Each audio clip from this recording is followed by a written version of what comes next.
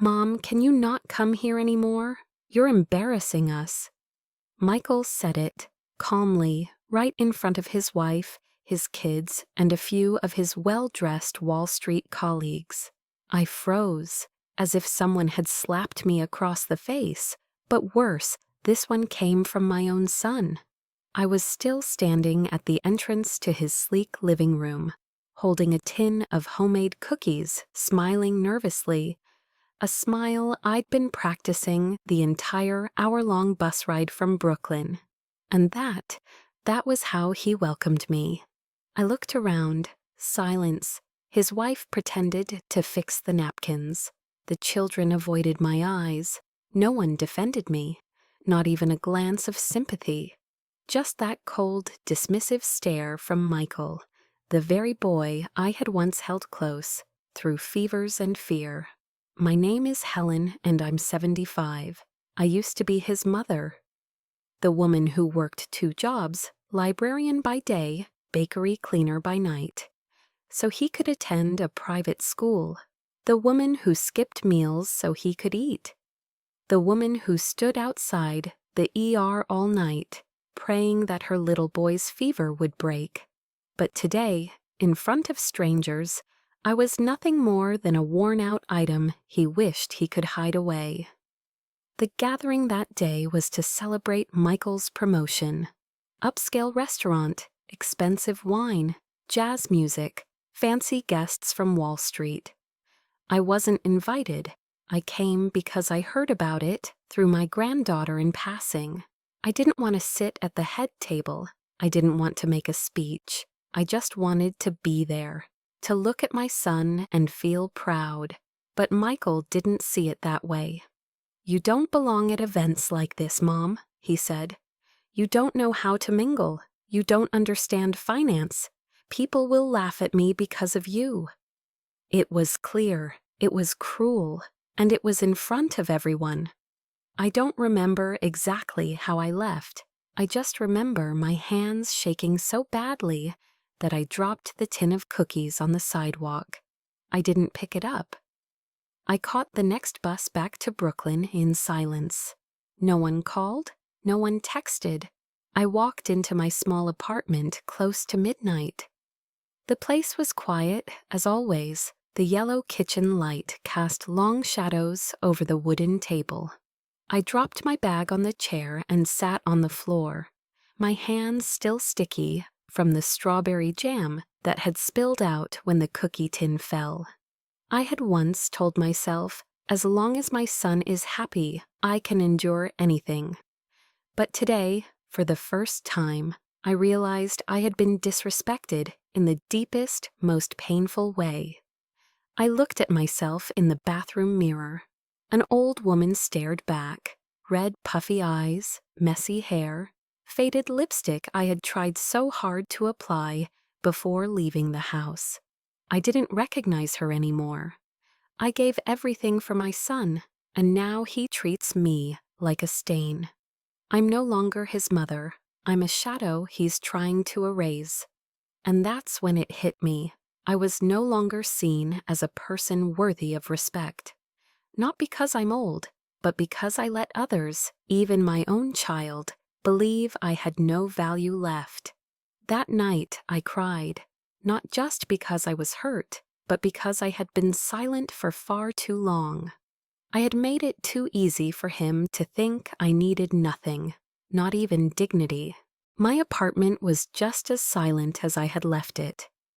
Only the ticking clock on the wall, the faint wind pressing against the window, and the sound of my own weary breath kept me company. I didn't turn on the lights. I didn't want to see anything. I dragged my feet to the kitchen sink, turned on the faucet, and washed the sticky traces of broken cookies off my hands. The water was cold, ice cold, but I didn't reach for the towel. I let it drip down my wrists, each drop chilling me deeper than the last. I sat down in the old wooden chair by the dining table.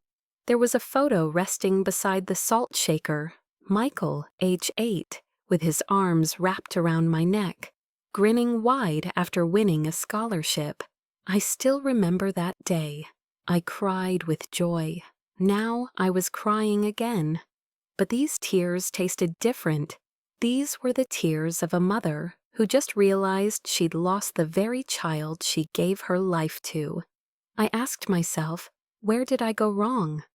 I raised him with sweat and sleepless nights. I never asked for anything. I just wanted him to have a better life. I didn't need luxury. I just wished for a warm meal, a kind word, a hug when I visited. But in his eyes, I had become a burden, a reminder of a poor past he wanted to erase. I stood up, walked to the cabinet, and pulled out an old notebook. Inside, I flipped to a page marked with a red thread. That page recorded the $10,000 I had given Michael, the date, the reason, and one sentence at the bottom in my own handwriting. You don't need to pay me back if you really need it. I read that line again, and it felt like someone had wrapped their hands around my throat. I had never asked for that money back because I believed he's my son. But now I realized something far worse. I had taught him it was okay to treat his mother like someone who didn't deserve even the smallest respect. I sat there in silence for a long time. Outside, it started to rain, soft tapping against the window frame. Inside me, something cracked, but something else began to stir. I stood up and walked slowly to the bathroom, looked at myself in the mirror. That same old face stared back at me, but the eyes weren't resigned anymore. They were tired, but alive, alert. And for the first time in years, a voice deep within whispered, I can't live like this anymore. I didn't know how long I had been sitting there in the dark. The rain had stopped, but the storm inside me hadn't. My small apartment was still, that kind of stillness that presses on your chest and makes it hard to breathe. I got up slowly and walked over to the wooden box under my bed. That box held things no one else remembered, but for me, it held pieces of my entire life. I opened the lid. The smell of old paper and forgotten years rose up like a ghost. Photographs yellowed with time, crayon drawings, broken plastic toys, all remnants of Michael's childhood, the son I had loved with everything I had. I pulled out a photo, Michael at around 7, holding a teddy bear nearly twice his size, grinning so wide it looked like the whole world belonged to him. Next to him stood a younger version of me, thin, worn down, but glowing with pride. I remembered that day. I worked overtime for weeks just to afford that teddy bear. He hugged me and whispered, You're my superhero, Mom. Superhero? Now that superhero had been told she was an embarrassment at her own grandson's birthday party. Told to stay away. I flipped through more. A letter Michael wrote in 3rd grade. I promise I'll buy you a house when I grow up. I'll cook for you every day. I smiled. I didn't know if I was touched or just bitter. He had a house now, big, beautiful, in Manhattan. And I was still in my worn-down Brooklyn apartment, eating watery rice porridge from a chipped bowl, afraid to call for more than 2 minutes, worried I'd be interrupting. I used to think being a mother meant giving everything, until there was nothing left, and that's exactly what I did. I gave up personal happiness, buried my dreams in the kitchen sink, endured the cruel silence of a cold marriage, all so Michael could grow up safe, unburdened. I stayed up through fevers, walked in torn shoes, sold hand-stitched scarves in the rain just to cover his tuition. I had been the whole world to my son, and now I was nothing. I sat back on the floor, hugging the box to my chest like it was the only thing left keeping me grounded. Then I remembered the birthday card. I searched and found it, the last one he ever sent me, 3 years ago. Inside were just 7 words. "Happy birthday, Mom. I'm busy, can't come." No call, no gift, just ink and absence. I once kept it like a treasure, but tonight it felt like a monument to neglect. Had I done this to myself? Had I trained him to believe his mother didn't need gratitude? Had I been so endlessly available, so silently giving, that I taught him my love required no respect? I didn't know where I went wrong. I only knew I had traded my youth, my joy, my very identity for a place in someone's heart. And I wasn't even sure I had that anymore. I buried my face in my hands, but I wasn't crying out of sadness. I was crying because, for the first time, I saw it clearly. I had let myself be erased. I stood up and walked onto the small balcony. The rain had stopped. Puddles shimmered under the dim street lights. A breeze brushed past me, making me shiver, but also making me more awake than I had felt in years. And then, softly, I said to the night, "Starting tomorrow, I will live differently, not to please anyone, but to finally be kind to myself." I didn't sleep in that morning. I wasn't at peace, exactly, but I also wasn't drowning like the night before.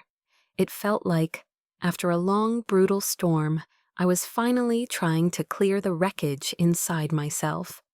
I got out of bed and made a cup of tea. No radio, no TV, just silence. But for the first time in a long while, the silence didn't scare me. I looked around, same old apartment, scratched table, faded cushions, dusty windows. But something in me had shifted. I opened my closet. My hand landed on the purple sweater. I'd been saving it for a special occasion. But that day had never come. So today I wore it, not for anyone else, just because I wanted to feel different, even if only slightly. No reason needed. I walked out, not to Michael's house, not to the bakery I once worked at. I went to the local community center, the one I passed by countless times but never entered. In my mind, I heard what I'd told myself the night before. Starting tomorrow, I'll live differently. Maybe today was that tomorrow. The center wasn't crowded. A few older women sat knitting, some read books, others chatted in corners. I walked in slowly, unsure. No one stared. No one asked questions. I found a seat by the window and sat down. It had been a long time since I sat among others without feeling like I didn't belong. After a while, a woman approached, petite, with silver white hair and eyes that still sparkled. She sat next to me with a warm, gentle smile. "You're new here, aren't you? I haven't seen you before." I nodded. She didn't press. She just sat with me, quietly. And somehow the silence felt kind, not heavy, not judging. Then, after a few minutes, she said, "I don't know what you've been through, but I believe one thing. You deserve better than how you've been treated." I turned to her, stunned, unsure of what to say. "Not because you're a mother or a grandmother or a wife, just because you're a person." Her words landed in me like a bell ringing in an old, forgotten hallway. Clear, software echoing deep. I hadn't asked myself that question in decades. I'd lived thinking I had to give, to serve, to endure. I never allowed myself to believe I had the right to ask for anything. And because I never asked, no one thought I needed. Because I never resisted, they assumed I accepted. Because I stayed silent, they believed I agreed. I looked at the woman. My lips trembled. "I don't know, but I'm tired, really tired." She reached over and held my hand, a hand wrinkled and worn, but steady and warm. "Then start today," she said. "Try living just one day for yourself." Just one sentence, but it felt like someone had handed me a key. Not to someone else's home, but to my own life, one I had locked away long ago. I walked out of that center with lighter steps. For the first time in years, I didn't feel like a ghost. I didn't know what I'd do next. I didn't have a plan. But I knew one thing with certainty. I was done suffering in silence. That evening, after returning from the community center, I didn't turn the lights on right away. I sat quietly in my chair, hands still slightly trembling. But my heart was beating louder than usual. Not from fear, but from something I hadn't felt in years. I was waking up. I poured myself a glass of water and looked out the window. Brooklyn's streets were still noisy and alive, just like every night. But inside me was an unfamiliar calm. I thought of the older woman's words from earlier. Just because you're a person. That one sentence had pulled me out from a lifetime of quiet surrender. I opened my notebook and flipped to the page I had written long ago. $10,000. No need to pay back if you truly need it. At the time, I thought I was showing unconditional love. Now I saw it for what it was. I had given away my dignity and called it love. I opened my old laptop, typed slowly. Can a senior citizen legally demand repayment from family? Dozens of articles came up. Civil law, asset protection, elder financial abuse. I read through each one carefully. For the first time in years, I was reading not to help someone else, but to protect myself. The next morning, I went to the public library, the same one where I had worked for nearly 30 years. I was no longer the librarian, but I still knew every shelf, every corner. I borrowed a small book titled Financial Rights of Seniors: How to Protect Yourself. At the front desk, I asked for a pamphlet on legal aid services for the elderly. I called the number listed and made an appointment. "What would you like to consult about, ma'am?" the woman on the line asked gently. I hesitated for a moment, then answered, "I want to reclaim what's mine." That night, Michael called, not to check on me, but to ask me to sign a refinancing form for his house. "Your name is still on the deed, Mom," he said casually. "Just sign the last page. It's simple stuff. We need it quickly." His tone was smooth, too smooth, familiar. But this time I felt nothing but a chill. I glanced at the envelope on my kitchen table. Overnight shipping, legal documents, no explanation, no greeting. Just one handwritten note. Sign page 6 only. Urgent. I picked up the phone. My voice was calm but firm. "Michael, do you think I'm someone who just signs things because you tell me to? I'm not as foolish as you think, and I'm not the same mother you used to control."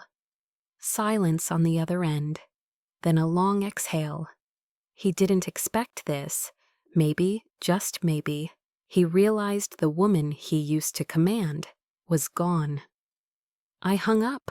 My heart was pounding, but not from fear, from strength, from the undeniable knowledge that I had just taken my first real step toward reclaiming myself. 3 days later, Michael called again. "Mom, you still haven't signed the papers? The bank's pushing hard." His voice wasn't calm anymore. It carried an edge of frustration, masked in a tone that still tried to sound like the dutiful son. I didn't answer right away. I was standing by the window, looking out at the damp street after a light rain. There was a time when a sigh from Michael would send me rushing to do whatever he wanted. Not anymore.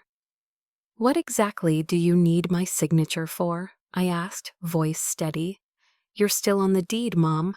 We're refinancing. It's routine. I've handled everything. You just need to sign. It's urgent." "And what do I get from this?" Silence for a moment. "You don't trust me?" "It's not about trust, Michael.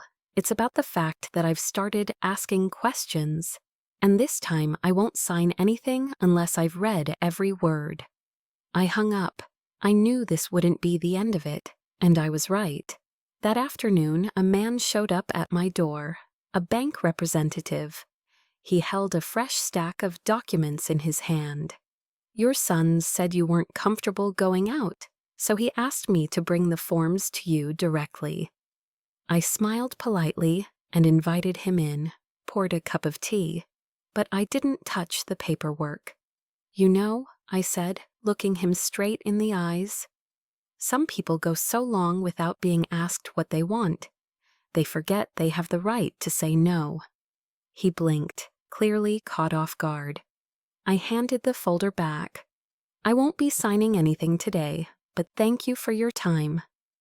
That evening, I sat in front of my old laptop. For the first time, I logged into my bank account by myself, something I used to ask Michael to do. I went through every section slowly. I taught myself how to reset the password, check transactions, and monitor my pension. I noticed some odd transfers, small amounts, but unfamiliar. I took notes. I would bring them up at my next meeting with the lawyer. I also signed up for a digital skills class for seniors at the community center. The first week was just about how to use a smartphone, but I felt like I'd unlocked a brand new world. One of my classmates, a woman named Ruth, offered to walk me home. As we reached my door, she said, "You know what, Helen? We're not too old to learn. We're just too used to enduring." I nodded. Something in me softened and strengthened at the same time. That night, I opened my closet. I pulled out all the old things I had kept just in case, for Michael, for his wife, for the grandchildren. Sweaters I thought they might want, cookware I'd saved, trinkets I thought they'd appreciate. I packed them into a cardboard box. Tomorrow I would donate them to someone who might actually use them. "I'm done living in wait," I whispered. No more waiting for Michael to call. No more waiting for permission. No more waiting to be respected. I would create that respect, starting with myself. The phone rang just before 9 p.m. Michael's name lit up the screen. I took a deep breath, set down my cup of tea, and answered. "Mom, how long are you going to drag this out?" His voice was no longer polite. He sounded like a frustrated manager scolding an underperforming employee. "The bank's breathing down my neck. Sarah's freaking out. All you have to do is sign the damn papers. Why is this so hard?" I closed my eyes for a moment. There was a time when words like that would make me feel guilty, even cry. But tonight, I saw it clearly for what it was: emotional manipulation. "I won't sign anything I haven't fully read and understood," I said calmly. "You're making this harder than it needs to be." "No, Michael, I'm learning how to protect myself." "Protect yourself from who? Your own son?" He laughed, that sharp, condescending laugh. "If my son doesn't treat me like a person, then yes, I'll protect myself from him too." I hung up, no trembling, no tears, just one overwhelming feeling surging inside me: pride. A kind of pride I'd never allowed myself to feel, until now. The next morning, I brought the documents to the law office for review. The young woman who assisted me read every clause out loud. "You were absolutely right to be cautious," she said. "This isn't just a signature. If mishandled, it could seriously affect your ownership rights." I nodded, not surprised, just quietly resolved. I used to believe, it's family, why complicate things? But now I understood, because it's family, blurred lines can cut the deepest. I went home and opened my laptop. For the first time, I logged into my bank account entirely on my own. I checked every transaction, every withdrawal. I found a few transfers that didn't make sense, small amounts, but enough to raise concern. I didn't call Michael, not yet, but this time I wasn't ignoring it. I wrote everything down, documented it, ready. I kept going to the tech class at the community center. This week, we learned how to use digital wallets, schedule medical appointments online, even shop safely on the internet. Ruth, my new friend, hugged me after class. "Helen, I swear you look 10 years younger this week." I laughed, patting her back. "That's because I've finally started living like I matter." That night, I opened my closet. I pulled out everything I had been saving, just in case Michael or his wife wanted it. Sweaters I never wore, cookware they never used, trinkets they never even noticed. I packed them all into a cardboard box. I was done holding on to things out of hope or obligation. From now on, I'd only keep what was mine, truly mine. I even labeled my books my kitchen jars, not for anyone else, but to remind myself this is my home, my life, my space. That evening, I cooked a full dinner, not because someone was coming over, not because I needed to impress anyone, just because I wanted to eat something delicious, for me. I lit a small candle, plated my meal carefully, and ate slowly. With each bite, I felt it clearer. I was no longer waiting to be loved. I was loving myself in the simplest, quietest ways. It was a soft April morning. Sunlight streamed through my little apartment. The lavender I'd planted last week had begun to bloom. Small purple blossoms, filling the air with calm. I opened the balcony door and let the breeze in. Put on a jazz record, something slow and wordless. I poured myself a cup of coffee. No rush, no pressure. I no longer lived by anyone else's schedule. No more waiting for calls. No more walking on eggshells. Just a quiet, peaceful morning, mine alone. The phone rang. It was Michael. I looked at the screen. No anxiety, no pain. I answered calmly. "Hi, Mom. I was thinking of coming by this week. Would that be okay?" Silence followed. There were no commands, no guilt, no pressure, just a question. From a son who no longer assumed control. I replied, "If you truly want to visit, I'll be here. But I have class on Tuesday and Friday, so it'll have to be another day." I heard him exhale. Then, "You sound different, Mom." I smiled softly. "I'm still me, Michael. I've just stopped being silent." He came over that Thursday. I didn't make a grand meal, just a pot of tea and a few homemade cookies, not to impress, but to enjoy myself. He stepped inside and looked around. The place didn't feel like the old apartment anymore. There were plants now, new books on the shelves, the smell of baked bread and lavender, soft music playing in the background. He sat down and asked hesitantly, "You've been okay?" I nodded. Better than ever. We didn't rehash the past. I didn't ask for an apology, and he didn't offer one. But I could see it in his eyes. He saw his mother differently now. After he left, I didn't wait for a follow-up message. I didn't analyze his tone or guess what came next. For the first time in years, I didn't need anything from him. Not approval, not permission, not even understanding. I had something better, peace. That evening, I opened my journal and wrote. I spent years waiting for others to change, but the truth is, the person I most needed to change was me. I sat by the window, looking at the city lights below. No one waiting for me, no one directing me, no one I had to tiptoe around, and I wasn't waiting for anyone either. I'm just an old woman, living alone in a tiny Brooklyn apartment, not wealthy, not famous. And I don't need to be, because now I know I have reclaimed the one thing no one ever should have taken, the right to live on my own terms.